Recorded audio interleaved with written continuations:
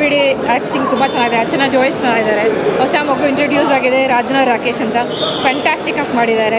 Story line ಚೆನ್ನಾಗಿದೆ. ಎಲ್ಲರೂ ಬಂದು ನೋಡಿ. ಅಜಯ್ ಇದು best come back movie, hit ಆಗುತ್ತೆ. ಇವಾಗಿನ ಎನ್ವಿರಾನ್ಮೆಂಟ್ಗೆ ಕ್ವಿಕ್ ಜಸ್ಟಿಸ್ ಬೇಕೇ ಬೇಕು. ಹೆಣ್ಮಕ್ಳಿಗೆ ಇರೋ ಸಿಚುವೇಶನ್ ಅದು ನೋಡಿ ಸ್ವಲ್ಪ ಸೆಕ್ಯೂರ್ ಅಂತ ಫೀಲ್ ಆಯಿತು. ಅದು ಒಳ್ಳೆ ಮೆಸೇಜು. ಆ್ಯಂಡ್ ಆ ಮಗು ಚಿಕ್ಕ ಮಗು ಆ್ಯಕ್ಟಿಂಗ್ ಮಾಡಿದೆ, ಹಾರ್ಟ್ ಟಚ್ ಆಗೋಯ್ತು. ಅಷ್ಟು ಚೆನ್ನಾಗಿ ಮಾಡಿದೆ. ತುಂಬ ಚೆನ್ನಾಗಿದೆ ಮೂವಿ, ಎಲ್ಲರೂ ನೋಡಲೇಬೇಕು. ಅಜಯ್ ರಾವ್ ಆ್ಯಕ್ಟಿಂಗು ತುಂಬ ಚೆನ್ನಾಗಿ ಮಾಡಿದ್ದಾರೆ. ಇಷ್ಟು ದಿವಸ ಆದಮೇಲೆ ಕಮ್ ಬ್ಯಾಕ್ ಚೆನ್ನಾಗಿದೆ ಅವ್ರದ್ದು. ನಮ್ಗೆ ತುಂಬ ಇಷ್ಟ ಆಯಿತು. ಯುದ್ಧಕಾಂಡ ತುಂಬ ಚೆನ್ನಾಗಿದೆ. ಇಂಥ ಸಿನಿಮಾ ಮೂಡಿ ಬರಬೇಕು. ಒಂದು ಫೈಟ್ ಸೀನ್ ಇಲ್ಲ, ಯಾವುದೇ ಒಂದು ಅರ್ಥಪೂರ್ಣವಾದ ಸಿನಿಮಾ ತೆಗೆದಿದ್ದಾರೆ. ತುಂಬ ಚೆನ್ನಾಗಿದೆ. ನಮಗೂ 3 ಹೆಣ್ಮಕ್ಳಿದೆ. ಹೆಣ್ಮಕ್ಳು ನೋಡಬೇಕು, ಎಲ್ಲರೂ ಬಂದು ನೋಡಬೇಕು.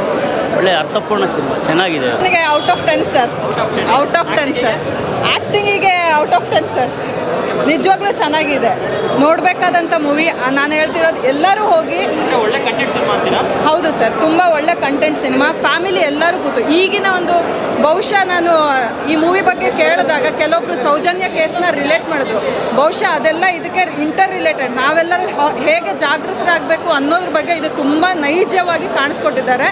ನಾವೆಲ್ಲರೂ ಎದ್ದು ನಿಂತರೆ ತಾನೇ ಇದೆಲ್ಲ ಅದು ಸರಿ ಮಾಡೋಕ್ಕಾಗೋದು ವ್ಯವಸ್ಥೆನ. ಅದಕ್ಕೊಂದು ಒಳ್ಳೆ ಉದಾಹರಣೆ, ಒಳ್ಳೆ ಮೂವಿ ಇದು. Thank you sir. ತುಂಬ ಚೆನ್ನಾಗಿದೆ ಸರ್. ಅಂದರೆ ಇಲ್ಲಿ ತನಕ ಅವರು ಒಂಥರ ರೊಮ್ಯಾಂಟಿಕ್ ಪಾತ್ರದಲ್ಲಿ ಕಾಣಿಸ್ಕೊಂಡದ್ದು ನನ್ನ ಪ್ರಕಾರ ನಾನು ನೋಡಿರೋ ಮೂವಿ ಅಲ್ಲ. ಬಟ್ ಇದು ಎಂಟೈರ್ಲಿ ಅವ್ರ ಕರಿಯರಿಗೆ ಒಂದು ಹಿಟ್ ಕೊಡುವಂಥ ಮೂವಿ ಅಂತೀನಿ. ಯಾಕಂದರೆ ಅವರ ಒಂದು ರೊಮ್ಯಾಂಟಿಕ್ ಫೀಚರ್ಸನ್ನು ಬಿಟ್ಟು ಒಂದು ಜಜ್ಮೆಂಟಲ್ ಕ್ಯಾರೆಕ್ಟರಿಗೆ ಬಂದಿದ್ದಾರೆ. ಆ ಕ್ಯಾರೆಕ್ಟರ್ ಈಸ್ ನಾಟ್ ಈಸಿ. ಒಬ್ಬ ವ್ಯಕ್ತಿ ರೊಮ್ಯಾಂಟಿಕ್ ಆಗಿ ಕಂಟಿನ್ಯೂಸ್ ಆಗಿ ಎಲ್ಲ ಕಾಣಿಸ್ಕೊತ ಹೋಗ್ತಾರೆ. ಆದರೆ ಒಂದು ಕ್ಯಾರೆಕ್ಟರಿಂದ ಇನ್ನೊಂದು ಕ್ಯಾರೆಕ್ಟರಿಗೆ ಮೂವ್ ಆಗಿ ಅದನ್ನು ಚೆನ್ನಾಗಿ ಮಾಡಿಕೊಂಡು ಅದನ್ನು ಅಮೇಝಿಂಗ್ ಹಿಟ್ ಕೊಡುವಂಥ ಮೂವಿ ಇದು ಅಂತ ಹೇಳ್ತೀನಿ. Thank you sir. ತುಂಬ ಸರ್. ನನ್ನ ಪಕ್ಕ ನನ್ನ ನಾದಿನಿನೂ ಕೂತಿದ್ದೆ, ಇಬ್ಬರು ಹತ್ತಲ್ಲ ಮಾಡೋದು. ತುಂಬ ಇಸ್ಕೊಳ್ಳಲ್ಲ. ಅದೊಂಥರ ಆದರೆ ಈ ಥರ ಮೂವಿನ ನಾವು ಕಂಟೆಂಟ್ ಚೂಸ್ ಮಾಡಲಿಕ್ಕೆ ಧೈರ್ಯ ಬೇಕು. ಅದನ್ನು ಅಜಯ್ ಸರ್ ಮಾಡಿದ್ದಾರೆ. ಆ್ಯಂಡ್ ಅಜಯ್ ಅದು ಹೋಲ್ ಟೀಮ್ ಡೈರೆಕ್ಷನ್ ಇರ್ಬೋದು, ಮತ್ತು ಇವನ್ ಎಲ್ಲ ಎಂಟೈರ್ ಟೀಮ್ಸ್ ಇರೋರು ಇರ್ಬೋದಾಗಿದ್ದು ಎಲ್ಲ ಚೆನ್ನಾಗಿ ಮಾಡಿದ್ದಾರೆ. ಏನು ಹೇಳಬೇಕು ಗೊತ್ತಿಲ್ಲ, ತುಂಬ ಎಲ್ರಿಗೂ ಕಣ್ಣೀರು ಹಾಕ್ಸ್ಬಿಡ್ತು. ಒಳ್ಳೆ ಮೂವಿ, ತುಂಬ ಒಳ್ಳೆ.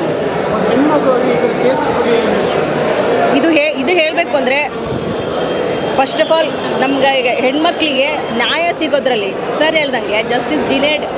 ಈಗ ಡಿಲೇ ಆದಂಗೆ ಅದು ಡಿನೈಡ್ ಆದಂಗೆ ಅಲ್ವಾ.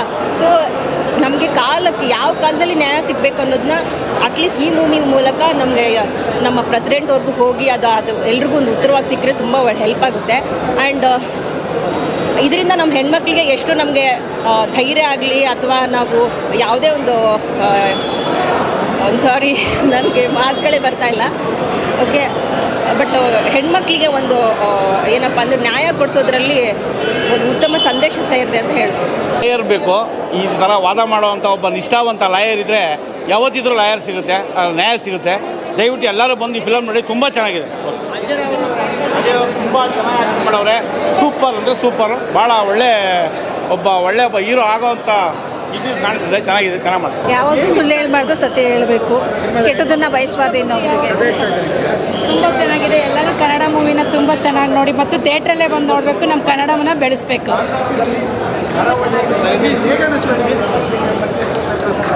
ಎಕ್ಸಲೆಂಟ್ ಆಗಿದೆ, ಸೂಪರ್ ಆಗಿದೆ ಸಿನಿಮಾ ಇದು. ಅಜಯ್ ಸಾರು ತುಂಬ ಚೆನ್ನಾಗಿ ಮಾಡಿದ್ದಾರೆ ಈ ಸಿನಿಮಾನ. ಇದ್ರಲ್ಲಿ ನಾನು ಕೂಡ ಆ್ಯಕ್ಟ್ ಮಾಡಿದ್ದೀನಿ. ಇದು ನನ್ನ ಖುಷಿ ಆಗುತ್ತೆ ಇದಕ್ಕೆ, ಯಾಕೆಂದರೆ ಆ್ಯಕ್ಟ್ ಮಾಡಿದ್ದು ಅವ್ರು ತುಂಬ ಚೆನ್ನಾಗಿ ಹೇಳ್ಕೊಟ್ಟಿದ್ದಾರೆ ಕೂಡ. ಇದು ಈಗಿನ ನಡೀತಿರುವಂತಹ ಅನ್ಯಾಯ ಅತ್ಯಾಚಾರಗಳಿಗೆ ಒಂದು ಒಳ್ಳೆಯ ಇದು ಸಂದೇಶ ಇದೆ.